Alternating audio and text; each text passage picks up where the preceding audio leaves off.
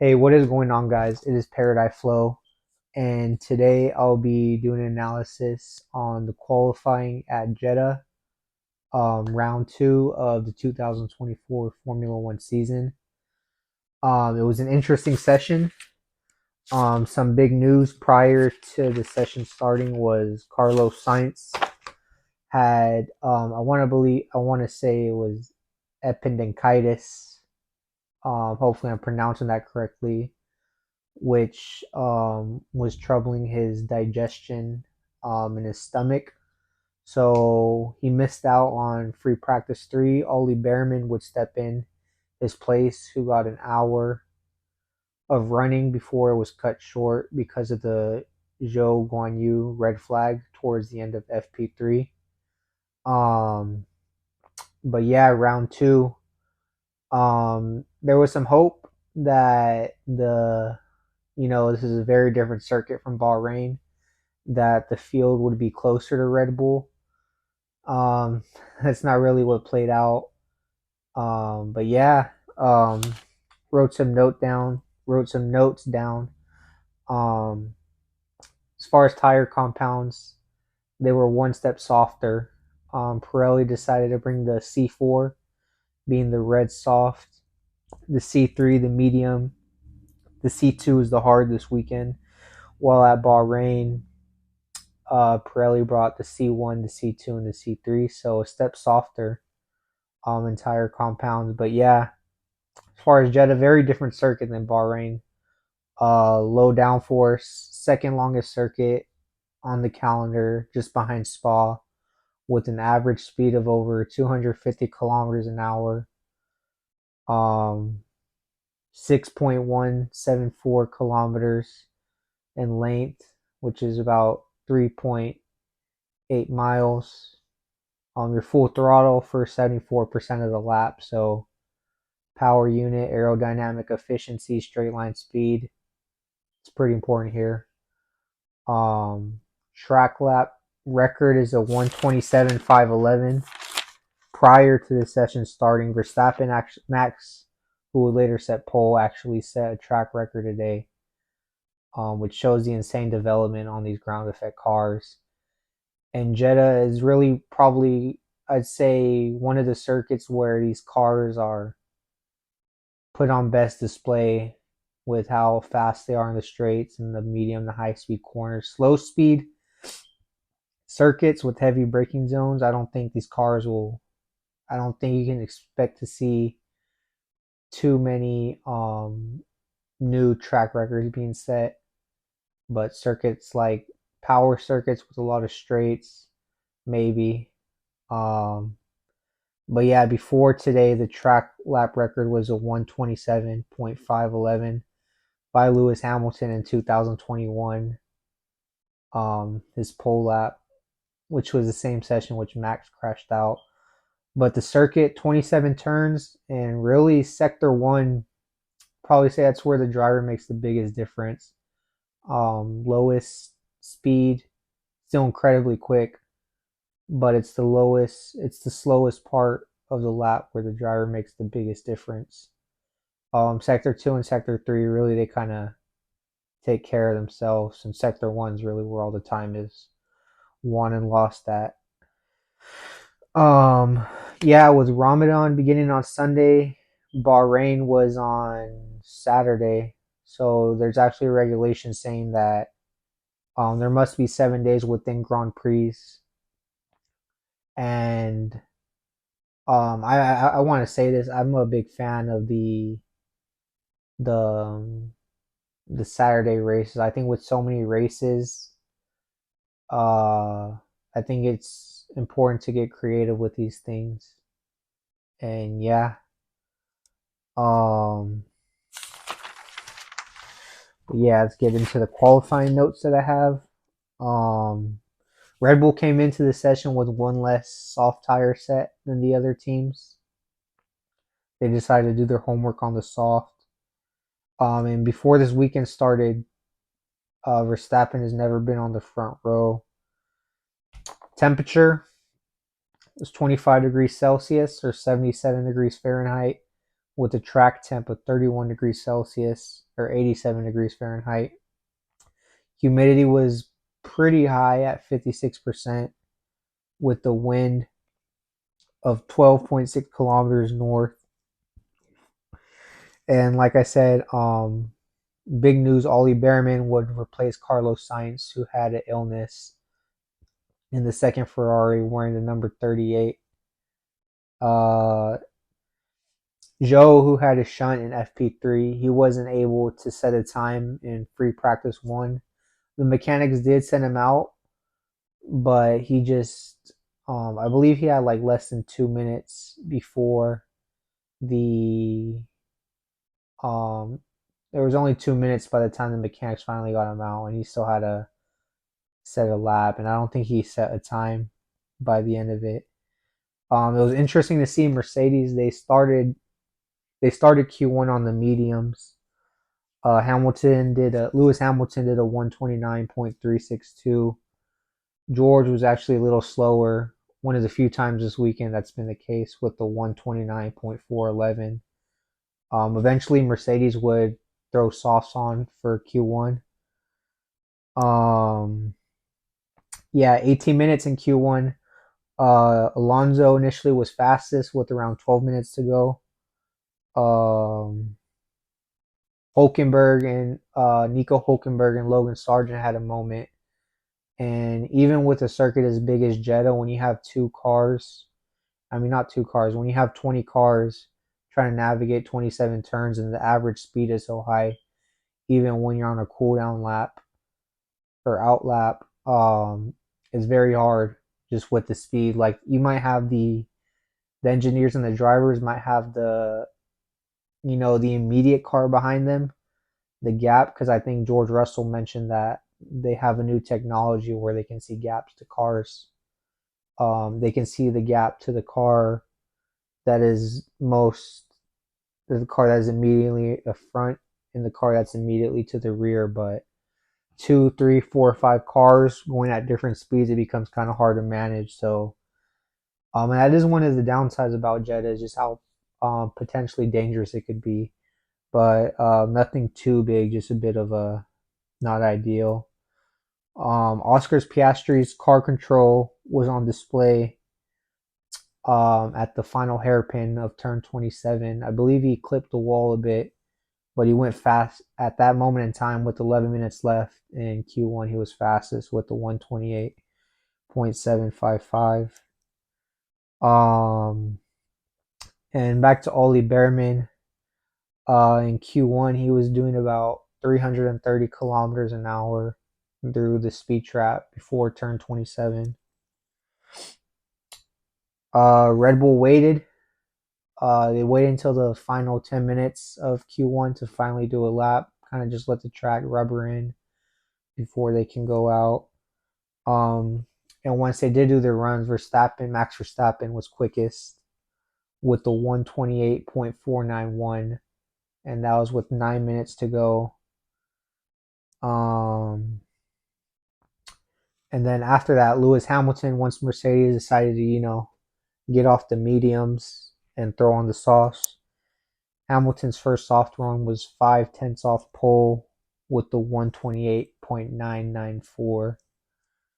And George Russell wasn't that far off pole in Q1, or provisional pole, I should say. He did a 128.749, which was 2.5 tenths off P1. Yeah, Haas was pretty quick on the straights, which you can kind of expect for a car with, maybe not the amount of inherent downforce as of, say, a Red Bull. Nico Hulkenberg was 338 kilometers an hour, and Kevin Magnussen was doing 334 kilometers an hour. Sauber eventually did get Zhou Guanyu out with less than 2 minutes, but he would not set a time. And yeah, Q1, everyone was on softs. You had Max with the fastest time with the 128.171 in Q1. In P20, you had Zhou Guanyu, who did not set a time. P19, you had Logan Sargent with the 129.526, which was a little bit over 4 tenths off of P15, who was his teammate Alex Albon.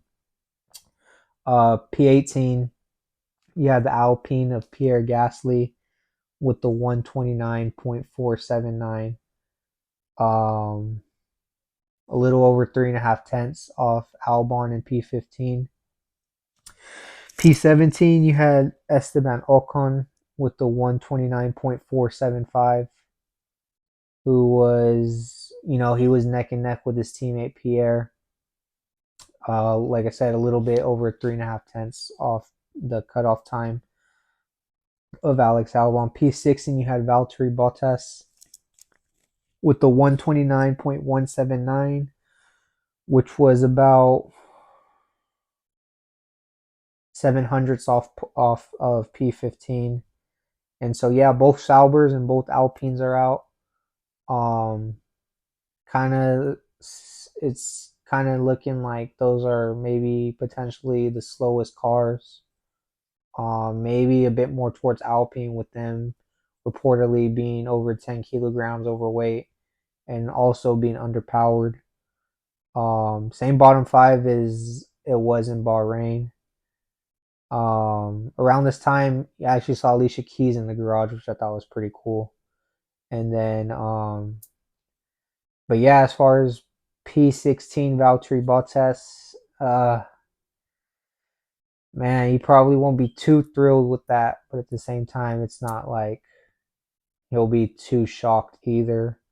P17, P18, both Alpines kind of seem like they're in a bit of a mess. P19 is Logan Sargent, who got out qualified by his teammate Alex Albon again. And he actually, if I'm not mistaken, he had a moment in FP3 where I want to say he collided with the wall, and the Williams mechanics had to replace his wishbone or something along those lines. Um, yeah, that's Logan in P19 isn't really that amazing.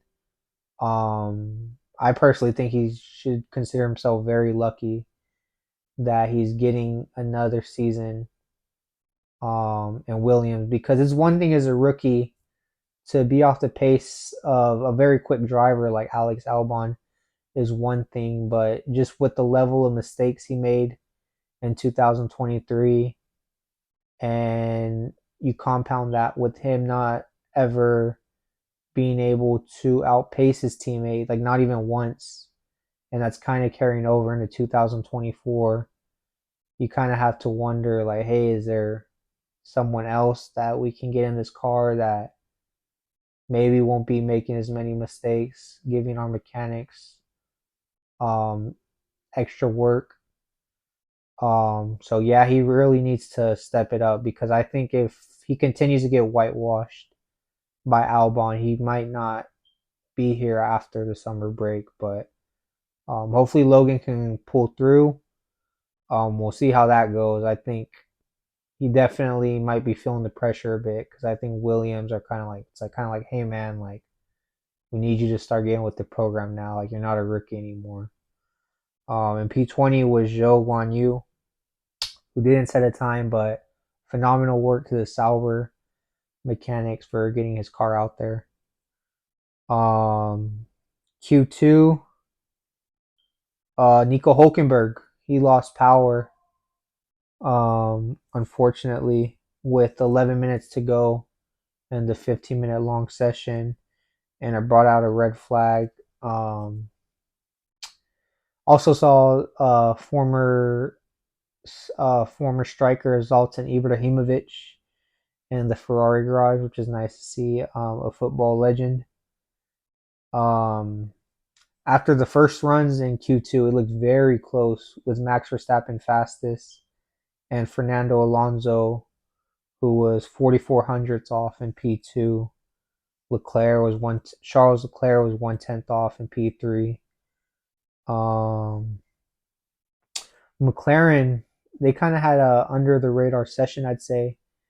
Oscar Piastri was doing like 325 kilometers an hour, so they were one of the slowest teams in the speed trap. That's the one before the final turn. The projected knockout time was a 128.7, give or take 2 tenths. Um, Ollie Bearman, man, he was showing a lot of bravery. He hit the wall, he mounted the curb. Lewis Hamilton was complaining about a lack of rear grip, which is kind of starting to become his thing. Almost like his equivalent of Max Verstappen, complaining about his upshifts and downshifts. Um, yeah, he's just struggling with the rear, um, which is a tough one because you would like to kind of just see him just like, hey man, like we know the car is not amazing, but like man, you've been complaining about the lack of rear grip for like what, at least 3 seasons now. But you can understand his frustration, but at the same time, it's kind of like it's a tough one. Um, yeah, and another thing about back to the lack of rear grip that was kind of for Mercedes at least, it was manifesting itself in sector one, which is really like the driver's sector portion of the track, where sector one's where the drivers want to make the biggest difference. And Lewis was losing like 4.5 tenths consistently throughout sector one alone. Sector two and three, it wasn't terrible. In sector one, he wasn't doing too well. And on that topic, it's actually not out of character, I think, for a driver like Lewis, because I remember even in 2021, um, when the Mercedes was still a championship level car, battling with Red Bull. I remember throughout the race, Max was always he was always taking care. He was always putting a bit of a gap, a few tenths in sector one between him and Lewis, who for the majority of the 2021 um, Grand Prix in Jeddah was trailing him. So yeah. Um, but yeah, down to the order in Q2. In P15, you had Nico Hulkenberg, who was not able to set up, who's not able to set the lap time in P15. P14, you had Daniel Ricciardo with a 129.025, um, a little over 4 tenths off of Lewis Hamilton, who just made it into Q3 and P10. Um, P13, you had Kevin Magnussen with the 129.020. P12, you had Alex Albon with the 128.980, a little over 3.5 tenths off P10. And in P11, you had the debut Ferrari driver Ollie Bearman with the 128.642, who was just 3,600 off Lewis Hamilton in P10. Um, as far as the drivers who got kicked out, both Haas is out. Ollie Bearman was out, who I think really he did a good job to come to a circuit like Jeddah and drive with the confidence he did, and the bravery was really impressive. It got very close at times with the amount of curb he was taking, and he had a few brushes with the wall, but overall he just got away with it. And I think P11, I think he'll learn a lot. Obviously, it's not Q3, but he'll learn a lot um, about his race pace and just who he is as a Formula One driver in the race. Um, Daniel Ricciardo, oh yeah, his teammate Yuki Tsunoda was P8 in Q2, so that's kind of surprising. And the Visa Cash App Racing Bulls pairing will be very interesting because it's kind of now or never with Tsunoda and Ricciardo. And I think definitely think Daniel will be frustrated to be out qualified by Yuki because while Sonoda's very quick, you would think that Ricardo kind of has the mentality of, hey, like, I'm a, what is it, 8 Grand Prix he's won. He'll definitely be backing himself to win that um battle against Sonoda, but Sonoda kind of did a job on him today by getting into Q3, and Ricardo, he'll have to settle for P14. So um yeah, hopefully things will get better by his home Grand Prix in Australia 2 weeks from now, but we'll see. P13 was Kevin Magnussen. Decent showing for the Haas. Um, I think the good thing for Haas is they're kind of clear of Alpine and Sauber. So they're at least getting into Q2s. Hulkenberg got into Q3 last weekend in Bahrain, but pretty good. I think they'll take that. Alex Albon in P12, I thought it was a very good performance from him. Once again, out-qualified Logan and put some space between him on the grid. And P11 was Ollie Bearman, who was 3,600ths off Lewis Hamilton in P10. So good session for him. Q3 notes as we transition into Q3 now. On the first runs, Max went fastest with the 127.472, which ended up being the pole. That ended up being the pole time.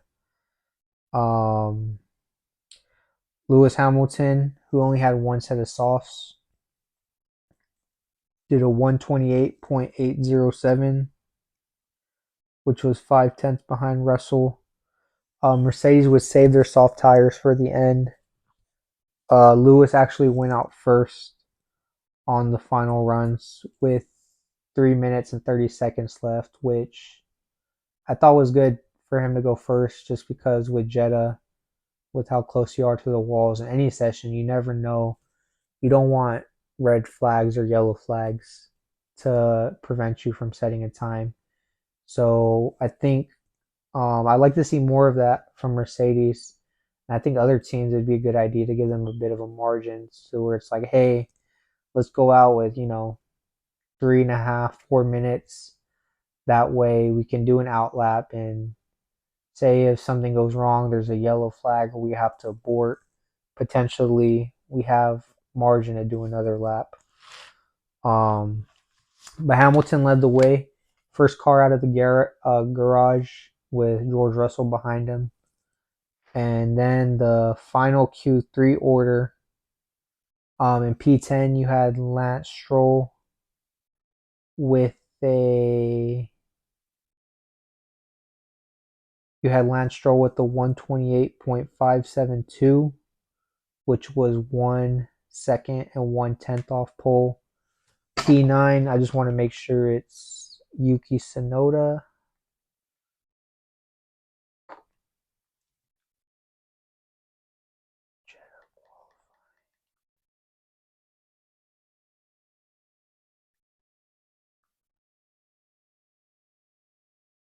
Sorry, just verifying that what I have written down is correct as far as the qualifying order goes. I wrote down Yuki Tsunoda in P9. I just want to make sure that's correct.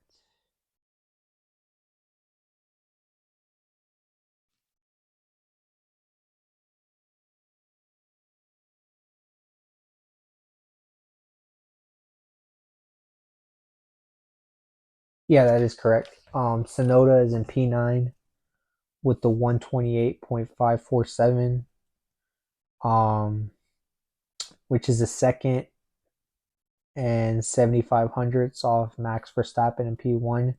P8, you had Lewis Hamilton, who was nearly a second off Max. He was 9/10 and 88 hundredths off P1. Heartbreaking, really. P7, you had George Russell with the 128.316. He was 8/10 and 44 hundredths off pole. He managed to be quicker than Lewis, as he has been all weekend. And really, I think the gap wasn't as big as maybe it was looking prior to qualifying. But really, I'd say Jeddah and the circumstances Mercedes find them in, you would favor George Russell around a circuit like this, where the car balance isn't maybe quite where either of the drivers want it, and you just need bravery and commitment with the car that isn't the most, what's the word? Maybe just the most friendly, I guess you could say. The car's anywhere, the car's far from settled. And even this weekend, George Russell is probably thinking like, hey, this is my third season against Lewis. 2022, I outscored him. 2023 kind of had an off year, had a bit of, made a bit too many mistakes at times. This is my year where I can say, hey, in the 3 seasons I was paired with Lewis, I beat him twice. Night race at Jeddah. He's not comfortable with the car. I'm not comfortable with the car. And in that respect, I think George is just they're in different places. Lewis is kind of thinking like, oh man, I'm going to Ferrari next year. Um, this Mercedes, I haven't won a race in what, over 2 years, since December 2021 at Jeddah. And if I leave Mercedes and they're strong, I'm going to Ferrari next year. Man, I wish they would have been stronger before I left. And yeah, um, really hope to see Lewis get it together. And the tricky thing with this pairing is George is by no means, he's not a bad driver. It's kind of hard, I guess you could say, to rate him because it's like, hey, is Lewis, is his pace falling off? Which personally, I think over one lap, I think he's past his prime. Lewis Hamilton. He's That doesn't mean he's not one of the best qualifiers on the grid. I just don't think he's the best. Just because he's past his prime is him being past his prime is still better than many of these drivers, but he's just not that 2018 Hamilton who would just pull out wonder laps anymore.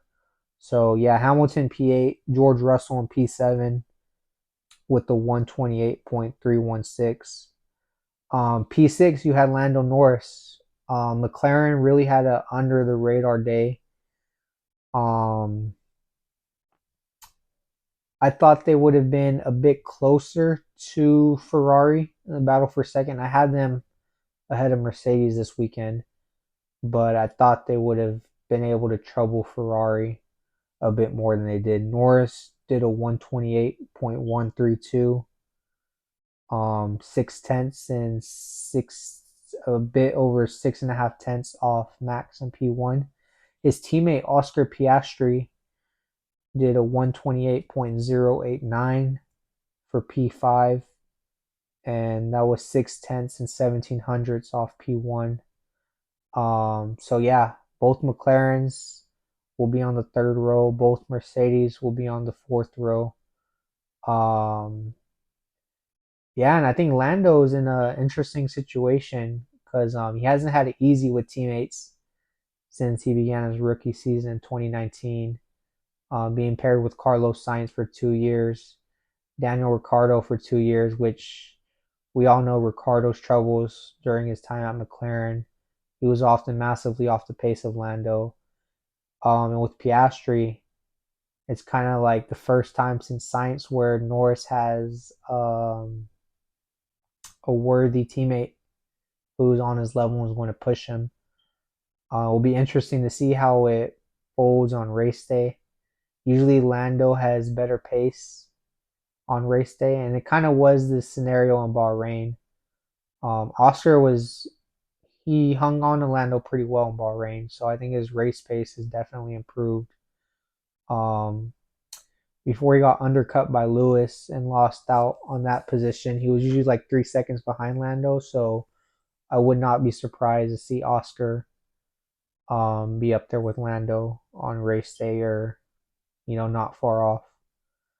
P4, big surprise, Fernando Alonso and Aston Martin. I was not expecting for them to be this high at a circuit like this. Alonso looked very quick this weekend, and it'll be interesting to see if he can carry over that qualifying form in the race day. Bahrain, the qualifying performance was better than the race performance where he finished in P9. But yeah, Fernando with the 127.846, 3.5 tenths off Max in P1. In third, you had Sergio Perez with the 127.807. He was 3 tenths and 35 hundredths off his teammate, Verstappen on pole. And ahead of Checo, you had Charles Leclerc with the 127.791, who was 3 tenths and 19 hundredths off Max in P1. Good lap for Charles. Probably just doesn't have that performance. But man, these Verstappen, Leclerc front rows are. This is the fifth consecutive time both Max and Charles have shared the front row, stretching back to, what would that be, Brazil of 2023. So they have become a bit acquainted. I don't think Charles is going to look to trouble Max too toughly heading in at turn one or on the last lap. I think he'll be more concerned about keeping Checo and Fernando behind and just trying to get a podium. He doesn't have to worry about, in theory, he shouldn't have to worry about the other Ferrari driver. Usually it'd be Sainz, but all these 9 positions down in P11, Charles is in P2. I think he'll kind of just want to bring the points home for the team. Won't have to worry about a debut driver being quicker than him or Sainz troubling him. And I think he'll just really look to bring home a podium. I think he'll start the race. Of course he wants to win, but Max just looks in a different league. I think he'll start the race just wanting to. I think his goal will be to hang on to P2, but he'll be happy with a podium in P3. So that'll be interesting to see if he can hold off Checo. Personally, I think the Red Bull has too much pace. I think Charles will put up a valiant effort, but I think the Red Bull speed will be a little bit too much for him. And yeah, Verstappen with the new track record at Jeddah with the 127.472. And it's kind of poetic because with him saying that new track lap record, it kind of finished his 2021 pole, which was a brilliant lap up until he hit the wall. So yeah, Jeddah and these 2024 ground effect cars is really displaying them in a really nice way. And Max, he'll be looking to win his 9th race in a row in a few hours, since I'm filming this on the day of, about an hour and a half before the start of the race in Jeddah. He'll be looking to win his 9th race in a row. His record is 10, which lasted from Miami to Monza. Yeah, Miami to Monza of 2023. But yeah, he's won every race since Suzuka in late September of 2023, and he'll be looking to make it 9 today on Saturday. And yeah, what else? I think that's it. As far as teammates with big starting position gaps, obviously you have Leclerc and Bearman, with Charles starting in P2 and Ollie in P11, but that's kind of to be expected. Perez and Verstappen, I think Red Bull will be happy with Checo's performance being in P3. And he's not that far off Max, about under 3.5 tenths, so not too bad.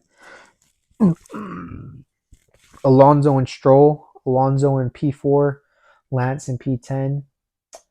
Yeah, kind of disappointing, but I mean, Lance is Lance and Fernando's Fernando, so not too surprising, I guess. Both McLarens, man, I think McLaren they really have a good driver lineup on their hands, and I think with them looking to fight Mercedes, um, this is what they need. So it'll be an interesting Grand Prix. 100%